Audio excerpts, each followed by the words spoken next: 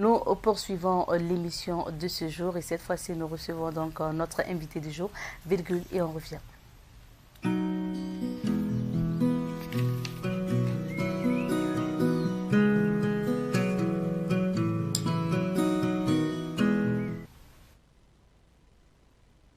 Invité du jour, nous recevons un Malien. Il nous vient tout droit du Mali. Il s'agit donc de M. Pape Diallo. Il est chargé de mission de Yereolo. Yereolo, debout sur les remparts. C'est une organisation de la société civile malienne. Il a été là donc justement hier pour le sommet de Pau à Ouagadougou, au Burkina Faso, je vais dire, le sommet de Pau au Burkina dans le Naouri. Il est sur le plateau avec nous. Bonjour à vous, M. Diallo, bienvenue. Bonjour madame, enchanté. Merci de répondre à notre invitation. Alors, je rappelle qu'avec vous, nous allons parler donc du contre-sommet de Pau, donc dans le Naouri, organisé justement par des organisations de la société civile burkinabé et des organisations de la société civile africaine en général, puisque vous nous venez du Mali et vous êtes chargé de mission donc de Yereolo, debout sur les remparts, une organisation de la société civile malienne. Déjà pour commencer, dites-nous, Monsieur Diallo, qu'est-ce que vous retenez des deux sommets, c'est-à-dire les deux sommets d'hier, le sommet de Pau en France et le sommet donc de Pau au Burkina Faso? D'abord, je remercie le peuple africain au Burkina pour cette initiative qui a été faite par un groupe de jeunes et certainement aussi avec l'appui de certaines personnes un peu plus âgées pour éviter un peu le mot vieux. Voilà, donc comme vous le savez bien, c'est lors d'un sommet de l'OTAN que Macron a lancé une convocation à nos chefs d'État, principalement ceux du G5, les a convoqués pour se clarifier. Donc ça a fait un tollé parce que la manière même d'abord de les inviter était une convocation, je dirais, un manque de respect à l'endroit des chefs d'État. Alors donc, il y a eu des questionnements et après il a reporté ça au 13 janvier à Pau. Donc nous, on met ça dans un cadre comme quoi c'est comme si on convoquait des individus, des malfrats dans un commissariat. Donc il invite le chef d'État dans un camp militaire pour qu'il se clarifie. Se clarifier, c'était avant d'arriver à ce niveau d'abord. Oui. Donc nous avons perçu ça comme un manque de respect à l'endroit de nos chefs d'État. Donc nous avons aussi décidé de riposter à ce manque de respect tout en organisant aussi à Pau, au Burkina en Afrique, notre sommet. Et pour nous, ce n'est pas une convocation, c'était pour nous un pèlerinage de nous retrouver à Pau pour riposter à ce manque de respect de Macron.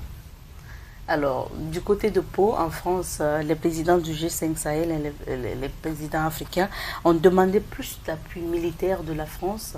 Qu'est-ce que vous pensez de ça?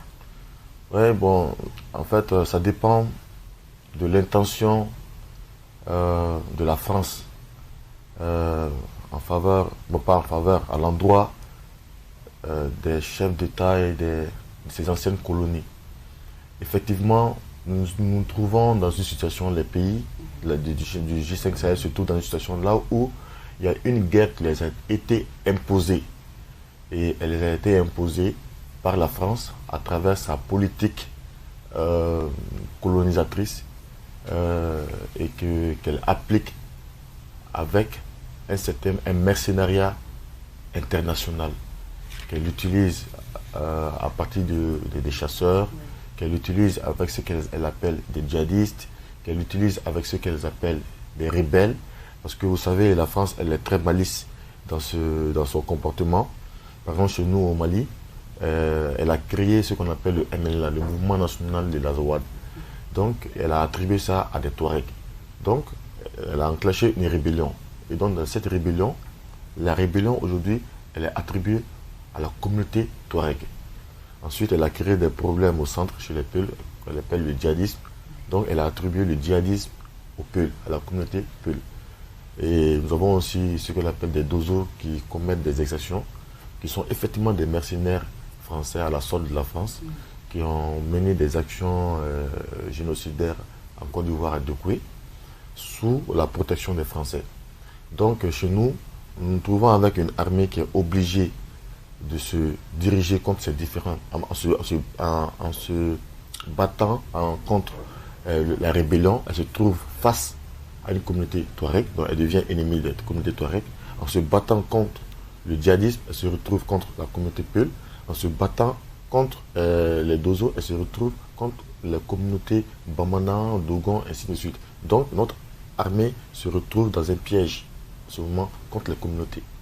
Donc, c'est ce que la France fait en fait. Donc, c'est ce qu'on appelle l'instrumentalisation ethnique, l'instrumentalisation religieuse. Donc, la stratégie de diviser pour régner, pour assiéger, pour occuper les nations, c'est par ces voies que la France passe. Donc, nous avons compris que pour aller en contresens, nous devons nous unir pour vaincre cette politique-là. Et lorsqu'on s'attaque à la France, effectivement, nous ne parlons pas des citoyens français, mais c'est de la politique française. Alors, de cette rencontre, quand même, vous attendiez à ce que les présidents africains, je veux dire, les présidents du G5 Sahel notamment, puissent rejeter, puissent demander le retrait pur et simple donc, de ces forces françaises sur le terrain de lutte contre le terrorisme? Bon, le terrorisme, c'est un truc inventé par les Français, mais en fait, vous savez, la France, quand ce sont eux qui sont venus pour nous dire qu'ils vont nous faire la leçon de la démocratie. Donc, en faisant cette leçon de démocratie, à nos chefs d'État, ils ont désarmé, en fait, nos armées. Par une politique de dire non, en démocratie, on n'a pas besoin d'une armée forte, qui seront là pour, je ne sais pas, mais pour se substituer à nos armées. Donc, nous nous sommes trouvés à un certain moment avec une armée qui n'a pas d'armes. Alors qu'un militaire sans armes, ce n'est pas un militaire, parce que les militaires se battent avec des armes. Revenant à vos questions, c'est pas possible que nos dirigeants disent aux Français, à la France, de retirer leurs militaires, leurs armées de chez nous. C'est le travail qui doit se faire par le peuple, par la population. Voilà, donc c'est pour cela que nous nous sommes manifestés pour monter la pression sur ces dirigeants-là, pour les obliger à dire à la France de quitter chez nous. Ce qui n'a pas été le cas, visiblement, pour les recommandations qui sont sorties de Pau hier. Oui, vous êtes un peu déçus? Pas du tout, nous ne sommes pas déçus parce que, avec les échos que nous avons entendus, la réaction de Macron, on a compris qu'il est déjà très déstabilisé dans son plan. Parce que l'objectif, c'est quoi? C'est en fait, nous demandons le départ de la France, et pas seulement parce qu'ils sont présents chez nous. C'est le plan qu'ils sont en train de préparer que nous sommes en train d'anticiper en fait. Parce que Macron prépare l'intervention de l'OTAN. Chez nous, le ministre des Armées de la France, il a annoncé qu'il prépare une autre intervention militaire qu'on appelle Takuba. Takuba, en fait, c'est l'OTAN. C'est l'OTAN, mais ils ont donné un autre nom, Takuba. Mais Takuba, ça veut dire sabre. Donc nous, on s'est dit que cette fois-ci, le sabre, ça c'est pour décapiter toute notre nation. Donc c'est vraiment, ils sont dans cette logique-là en fait. Mais avec le combat que nous sommes en train de mener déjà, vous avez vu que la France s'est retrouvée face à une génération de jeunes qui ne sont pas du tout prêts à plier les chines, quoi. C'est-à-dire, nous sommes là, nous avons compris, parce que, vous savez, dans cette stratégie-là, la France a toujours tenté d'étouffer les compétences des populations africaines. Et nous, quand nous avons compris ceci, alors nous avons esquivé cette stratégie, et maintenant nous avons déployé maintenant nos compétences, et maintenant la France est en train de trembler. C'est pour cela que quand on dit que quand le peuple se lève, l'impérialisme tremble. Donc quand la jeunesse africaine francophone s'est levée, c'est la France qui est en train de trembler maintenant. Donc la peur a changé de côté, elle est du côté français. Voilà, donc nous avons décidé de ne plus rester sur la défensive, maintenant d'aller sur l'offensive. Et nous voulons vraiment terminer avec ça. Et c'est pour cela que, par exemple, quand ils ont assassiné Thomas Sankara, ce qu'ils ont oublié, c'est-à-dire qu'il ne fallait pas le mettre et l'enterrer. Parce que quand ils l'ont enterré, il y a beaucoup de Sankara qui sont nés. Et cette fois-ci avec une nouvelle version, parce que avant que Sankara ne meure, il disait la patrie ou la mort, nous vaincrons. Donc il a eu la patrie, il a eu la mort. Bon, nous avons décidé de dire la patrie ou mort à l'impérialisme, la patrie ou mort au colonialisme, nous vaincrons. Nous ne sommes pas prêts de mourir parce que nous devons vivre pour bâtir une nation pour les générations futures. Alors, revenons justement au propos du président français Emmanuel Macron. Il a dit deux choses essentiellement. Déjà, pour commencer, qu'il va envoyer 220 militaires français en plus, et également que justement vos propos contre la France sont indignes. Je vais vous demander de réagir sur ces deux déclarations. Vous savez, le petit Macron, lui, il nous fait beaucoup rire avec son arrogance. D'abord, les 220 militaires, je ne sais pas, ces 220 militaires, il va les envoyer où? Je ne sais pas si c'est au Mali ou au Burkina, ouais, je ne sais pas ce qui se passe. Mais chez lui-même, il a des problèmes déjà. Je pense qu'il a plus besoin chez lui de ces 220 parce que déjà, je crois qu'ils ont 4 000 ou 40 000 militaires déjà de Barkhane qui ne font absolument rien. Déjà, d'après eux, ils ont perdu 13 soldats français quelque part. Donc, s'il veut continuer à envoyer des soldats français pour se faire tuer ici par ceux qui ont fait du djihadisme, je ne sais pas, ça c'est son problème. Mais c'est que la question de dignité et d'indignité, pour nous, on n'a pas de débat à faire avec nous n'avons pas à échanger avec Macron sur des questions de valeur, parce que déjà, même dans sa propre famille, il est le Benjamin de sa famille. Nous, on n'a jamais vu ça, parce que chez nous, en Afrique, le chef de famille, quel qu'en soit Alpha, tu es plus âgé que tes enfants. Mais Macron, dans sa famille, tout le monde est plus âgé que lui. Sa femme est plus âgée que lui, ses enfants sont plus âgés que lui. Donc, où se trouve la question de dignité, lui n'est pas d'abord arrivé à un certain niveau. Mais il doit, si c'est des questions de démocratie, là, on peut discuter, parce que ça sont des questions techniques et politiques. Mais des questions de valeur, parce que vous savez, c'est ce même Macron aussi qui a dit à un certain moment donné qu'il faut qu'en Afrique, on essaie de diminuer le nombre d'enfants. C'est lui qui va nous apprendre combien d'enfants on doit faire ou pas. Je pense que ces discussions, il doit l'entretenir avec sa femme Brigitte, mais ce n'est pas avec nous qui doit tenir ce genre de propos. Voilà, donc c'est un peu ça. Donc moi, je zappe juste cette question de dignité, mais en fait, ce qui se cache derrière, c'est que c'est un petit dictateur. Parce que là, dans la même communication, je crois qu'il a dit, parce que depuis la convocation en fait de Pau, c'était de demander en fait la clarification de Pau, des chefs d'État, c'était de dire aux chefs d'État, allez-y faire taire vos populations, allez-y faire taire le peuple. Oui. C'est ça. Mais ce qu'ils ne savent pas et que nos chefs d'État savent, c'est que la population aujourd'hui n'est pas prête à se taire, mais elle est prête à engager un combat de libération. Nous sommes trop en avance sur la France. Et je pense que c'était déjà un échec pour eux et une victoire pour nous. Alors, à cette allure où déjà la société civile et les dirigeants ne parlent pas le même langage, on se demande comment on va arriver en Afrique à s'unir pour lutter contre le terrorisme. D'abord, madame, le terrorisme, je ne sais pas ce que vous appelez comme terrorisme. Le terrorisme n'existe pas, parce que tout le monde peut être terroriste. Le terrorisme, ça dépend. Un degré, c'est la peur, c'est tout. C'est un degré de peur.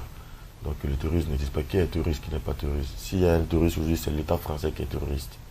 Et nous avons compris... On parle en tout cas de ces individus qui nous attaquent. Oui, mais ces individus sont des mercenaires à la solde de la France. Ce sont les Français qui ont envoyé ces individus-là nous attaquer. C'est ce qu'ils ont fait en Libye. En Libye, c'est la France qui a été des terroristes. Ils ont traité Kadhafi de dictateur. Mais qui fait la dictature, c'est la France, qui est venue avec l'OTAN. Ils ont fait 1600, selon eux-mêmes, en une semaine, madame. La France et l'OTAN ont fait 1600 sorties aériennes. C'est-à-dire l'avion s'est levé 1600 fois en une semaine pour bombarder. Ils ont même bombardé des hôpitaux, ils ont bombardé des parcs, ils ont tué des bébés, des enfants partout. Donc le terrorisme est à quel niveau? Le terrorisme, c'est le terrorisme français. Maintenant, c'est qu'il y a de la question de... Il n'y a pas de... Comment on appelle...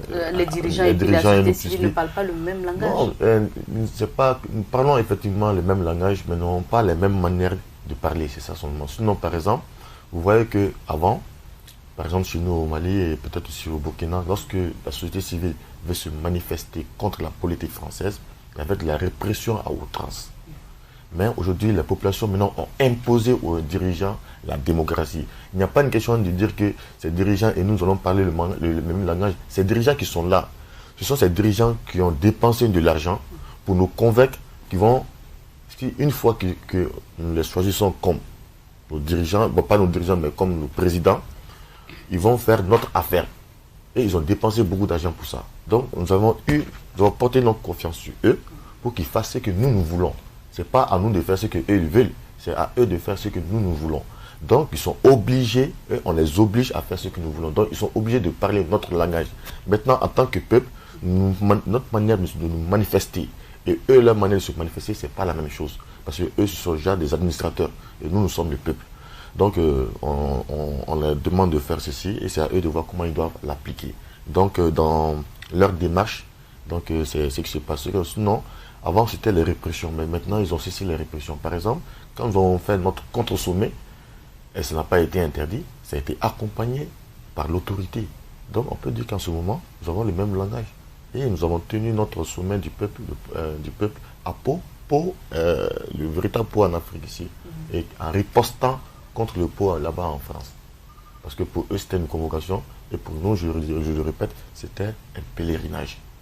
Voilà. Donc, c'est pour cela, quelque part, pas que je remercie, mais je fais un petit coucou à Macron aussi, pour avoir posé la question de clarification, parce que nous avons usé de cette clarification, profité de cette clarification pour tout clarifier.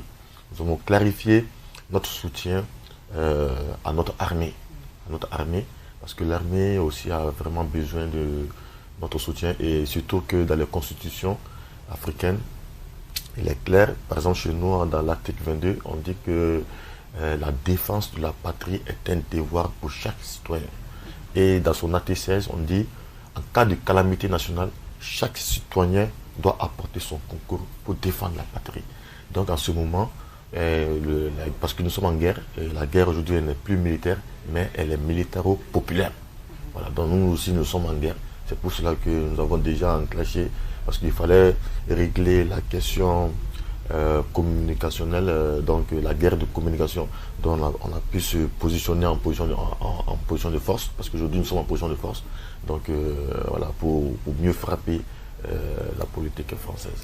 Alors, avec le sommet de Pau en France, les chefs d'État promettent le retour de l'administration sur le terrain, par exemple à Kidal au Mali. Est-ce que vous pensez qu'aujourd'hui, ça sera possible? Bon, c'est que si ça sera possible. Ça sera possible parce que cette affaire, nos frères qui sont à Kidal se sont trompés de combat. Oui. En se trompant de combat, ils se sont trompés d'ennemis. Et ce n'est pas toutes les populations à Kidal qui partageaient cette disposition. Et aujourd'hui, nos frères, ils ont bien compris que c'est vrai, comme on le dit en Bambara, la langue et puis la dent, souvent, ils se gênent, quoi. Voilà. C'est-à-dire, souvent, il y a un combat entre la langue et puis les dents. Mais pourtant, ils vivent toujours ensemble. Donc, naturellement, c'est bon que c'est normal qu'il y ait des problèmes entre les populations maliennes. Mais elle a été instrumentalisée par la France. Et c'est dommage, elle a créé beaucoup de victimes. Mais par fini, la maturité humaine, l'humanisme chez nous a pris le dessus. Et nous avons compris que nous devons nous unir pour chasser la France et pour résister à cette politique française. Et ce qui est sûr, il y a beaucoup de démarches qui sont déjà engagées et Kidal, tôt ou tard, sera, comment on appelle, l'administration, tout sera déployé. Il y aura la paix définitive. Et nous sommes prêts avec toutes ces populations à engager le combat pour avoir la paix. Alors, en général, quel est le sentiment des Maliens vis-à-vis du soutien militaire de la France? Le soutien militaire, je n'ai pas compris. Quel est justement le sentiment des Maliens vis-à-vis du soutien militaire de la France? La France qui soutient... du soutien militaire français. Bon, vous savez, quand il y a eu l'intervention de la France en 2012, les Maliens, tout le monde... Personne ne va dire qu'ils refusent de l'aide. Oui. Mais comme Thomas Sankara qui lui dit, l'aide qui nous aide, nous ne voulons pas de l'aide qui ne nous aide pas. Parce que la France a machiné beaucoup de choses. Elle a provoqué des situations pour nous imposer l'armée française. Donc, quand il y a eu l'intervention française, vous savez, les populations maliennes il y a eu une euphorie, les populations maliennes se sont levées. Ils ont même dit que Hollande est le 334e saint de Tombouctou. Parce qu'on parle de 333 saints. Et que Hollande même serait le 334e saint. Donc, imaginez-vous ce respect qui a été attribué, accordé, cette magnificence qui a été accordée à Hollande par l'intervention. On entendait beaucoup d'eux. Mais ça a été une déception. C'est pour cela qu'aujourd'hui au Mali, vous ne trouverez pas un Malien qui va vous dire vive la France. Tout le monde demande à la France de disparaître. Parce que les conséquences, depuis que la France a mis pied chez nous, ce ne sont que des déluges, du massacre sur massacre. Avant que la France ne vienne, s'il y avait eu des problèmes, les gens mourraient peut-être par 2, 3, 5, 10. Mais aujourd'hui, ce n'est pas des lots de sang. Donc nous ne voulons plus des Français. Et nous qui sommes peut-être dans les villes, acceptons même peut-être un peu plus. Mais ceux qui sont dans les localités encore un peu plus dans le fond, dans les localités un peu extérieures, en dehors des villes, sont acharnés contre ces forces étrangères-là. Parce que eux, ils sont les victimes directes, ils voient ce qui se passe sur le terrain. Ils ont constaté qu'à chaque fois qu'un convoi français ou de forces étrangères passe, 24 48 heures après, c'est le massacre. Et là encore, ça me rappelle ce qui se passe. On a eu un camp militaire qu'on appelle Boulkessi, un peu dans la région du centre. Là où les meilleurs de nos soldats commandos, plus d'une centaine, a été massacrés sans combat. Et après, qu'est-ce qu'on voit? On voit des bergers qui viennent avec des petits kalachnikovs, des fusils de chasse, en nous disant que ce sont eux qui ont fait ce massacre-là. C'est pas vrai. Comment peut-on comprendre que des militaires qui ont fait des formations commando de 10 ans et qu'un berger du jour au lendemain prend un fusil de chasse et peut créer tout ce massacre? C'est fou. C'est l'armée française qui a bombardé ce camp-là et qui a tué nos militaires. Et ce que les Français nous disent, le font, ils ne disent jamais que ce qu'on dit est faux, mais ils disent que ce que nous disons ne vont pas les preuves. Donc vous voyez, excusez, vous voyez un peu la confusion même dans leurs propos. Voilà. Donc chez nous, en réalité, cette intervention française, elle a été vraiment une parfaite déception pour nous. Et nous demandons simplement à l'armée française de quitter chez nous avant qu'il ne soit trop tard. Est-ce qu'il y a des risques aujourd'hui? Voilà. Est-ce qu'il y a des risques d'affrontement entre population et armée étrangère au Mali aujourd'hui? Est-ce qu'il y a des risques? Non, il n'y a pas de risque d'affrontement, mais il y a un risque là où nous allons les ramasser et les mettre hors d'état de nuire. Parce que aucune armée ne saurait faire plier un peuple. Et là déjà, ils ont compris ce message. Et nous disons que en fait, la France a intérêt de partir. Parce que, en fait, le combat, c'est à plusieurs niveaux. La France sera attaquée, c'est vrai, peut-être en Afrique, mais elle sera attaquée chez elle aussi. Parce que quand on parle de l'armée, vous voyez déjà avec les gilets jaunes déjà qui sont en train de s'attaquer à la police française là-bas chez elle, nous combattons tous ensemble contre cette même politique française-là, qui est appliquée chez eux comme chez nous. Voilà. Donc, je pense que le peuple français doit redoubler même d'efforts pour mettre fin à cette politique française. Parce que si elle ne le fait pas aujourd'hui, dans l'avenir, c'est ce peuple-là qui sera un peuple vraiment démuni. Parce que la France, tôt ou tard, vous savez, la France, c'est un pays, c'est ce qu'on disait, parce que quand nous avons pris nos indépendances, les pays africains ont pris leur indépendance, la France n'a pas trop aimé ça. Mais dans l'analyse, on a pensé à un moment donné que effectivement, c'est à la France de prendre son indépendance. Parce que la France est un pays dépendant. Nous sommes indépendants, mais la France n'est pas indépendante. Elle dépend de ses colonies. Donc c'est à la France de prendre son indépendance. Mais avec la succession de ces différents chefs d'État, on a fini par comprendre qu'arrêter, c'est un pays parasite. Parce que parce qu'avec toutes ces arrogances. Donc c'est là où on a dit qu'attention, on ne peut plus manœuvrer, c'est-à-dire aller avec la douceur, avec la carotte. Il faut aller avec le fouet maintenant pour nous débarrasser. Il faut prendre des antibiotiques pour se débarrasser de ces parasites-là. Voilà. Voici comment est-ce que nous percevons la France. C'est un État parasite pour nous. Donc maintenant le peuple français, il faut le sauver. Donc le sauver, nous devons le sauver, c'est en menant ce combat de libération. Donc quand nous allons nous libérer, nous allons voir maintenant dans les relations bilatéraux, voilà, comment est-ce que ceux dont ils n'ont pas chez eux, dont ils ont besoin chez nous, voilà, on échange. Ceux dont ils n'ont pas et qu'ils en ont, on échange. Et puis nous sommes dans un monde là où nous sommes obligés de s'entraider, comme le dit la loi universelle, la libre circulation des biens et des personnes. Voilà. Revenons à votre rencontre de Pau au Burkina Faso, la rencontre des organisations de la société civile burkinabé et africaine. Quelles sont les grandes conclusions de cette rencontre de Pau au Burkina? Voilà, donc nous avons d'abord l'une des premières conclusions, c'est que nous sommes arrivés à briser les frontières qui existent entre les nations africaines. D'abord de manière mentale. Parce qu'aujourd'hui, je disais que je quitte mon pays, le Mali, pour me retrouver dans un autre pays burkinabé. Mais aujourd'hui, ce n'est pas le cas. Je quitte une terre africaine appelée une région Mali. Et je me retrouve ici au Burkina. Voilà. Donc pour nous, il n'y a plus de frontières. Nous parlons, nous avons les mêmes cultures, nous ressemblons beaucoup. Et certainement, si on vous dit, si vous ne me dites pas votre nom et tout ça, je ne saurais pas que vous êtes burkinabé. Pour moi, vous êtes malienne. Il n'y a aucune différence entre vous, moi et puis les autres aussi. Donc c'était l'une des premières conclusions. Deuxièmement, techniquement parlant, nous avons perfectionné nos moyens de défense. Donc des stratégies de combat. Parce que nous devons maintenant anticiper. Donc, comme je vous ai dit dernièrement, il n'y a pas longtemps, nous avons conclu que le combat, la guerre qui est enclenchée, elle n'est pas seulement militaire, mais elle est militaro-populaire. C'est le peuple maintenant qui doit s'engager maintenant et soutenir son armée avec tous les moyens possibles pour combattre la politique française. Pour d'abord faire dégager la France. C'est le premier objectif.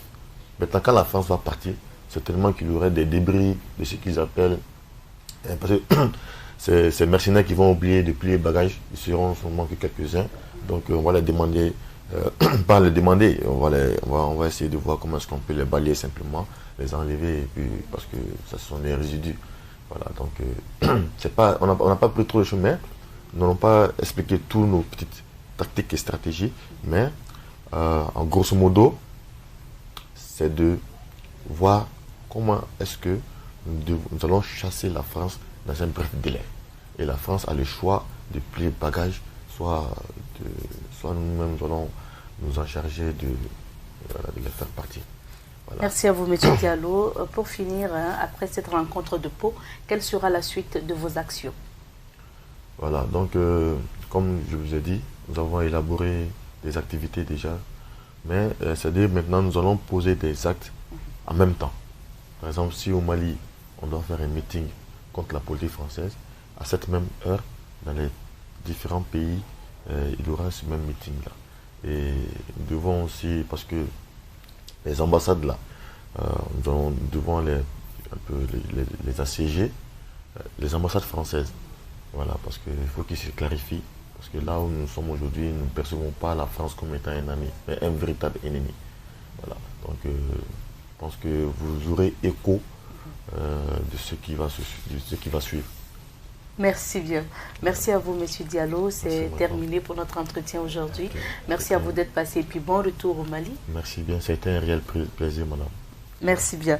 Alors, je rappelle que dans l'entretien du jour, nous recevions comme invité M. Pape Diallo. Il est chargé de mission de Yerewolo Debout sur les remparts. C'est une organisation de la société civile malienne. Il était au Burkina Faso justement pour le sommet de Pau du Burkina, justement un sommet qui a été organisé, un contre-sommet organisé par des organisations de la société civile burkinabé et africaine. C'est ainsi que s'achève l'entretien du jour.